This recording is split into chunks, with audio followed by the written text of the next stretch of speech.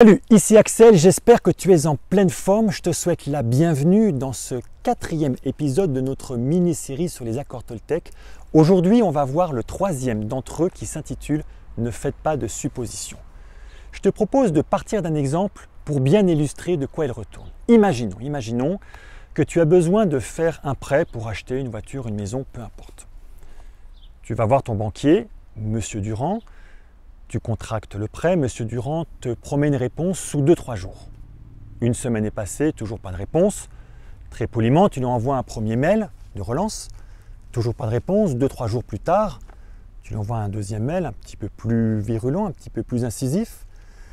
Toujours pas de réponse. Et là, tu commences à te dire, mais Monsieur Durand est vraiment un incapable. Voire même cette banque est faite d'incapables. Pire, tu peux même commencer à te dire, ouais, mais de toute façon, j'avais bien vu Monsieur Durand, en fait, il est comme ça. Je l'avais bien vu le premier rendez-vous qu'en fait, il fait plein de promesses, mais en fait, il ne les tient pas. Pire, médisance. Premier accord, ayez une parole impeccable. Médisance, poison pur. Tu vas voir tes voisins. C'est quoi ta banque? Oh là là, moi je suis tombé sur un gars, Monsieur Durand. T'as pas Monsieur Durand? Bah t'as de la chance. Hein. Monsieur Durand, c'est un vrai incapable. Ça fait depuis 15 jours que j'attends une réponse. Alors comme tu es en colère, comme tu es hyper frustré, tu te déplaces. Tu vas à la banque, tu es à l'accueil, tu dis « Bonjour, j'aimerais parler avec Monsieur Durand ». Et là, la personne à laquelle dit « Ah, Monsieur Durand, mais Monsieur Durand n'est plus là. » Ah, parce qu'en plus, il n'est plus là. Il aurait pu me le dire.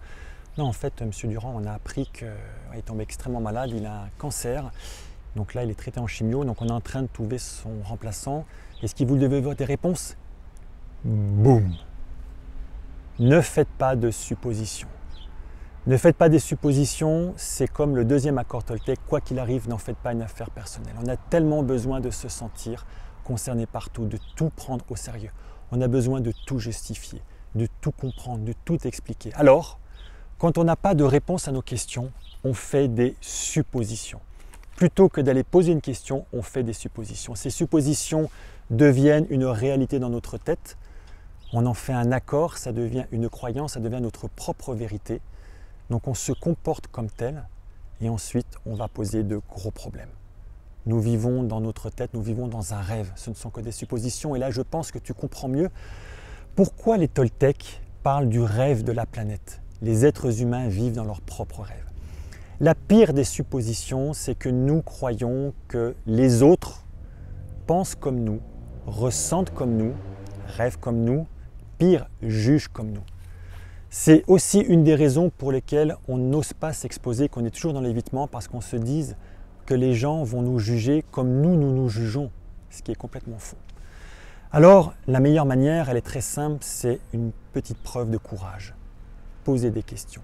Posons des questions. Les questions, j'ai fait une vidéo, un épisode il n'y a pas très longtemps, les questions sont les réponses. Posons les bonnes questions.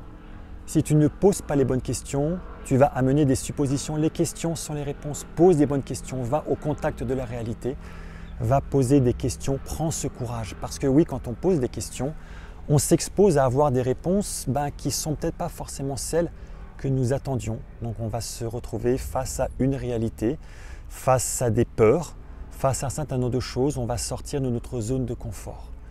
Donc voilà ton job aujourd'hui.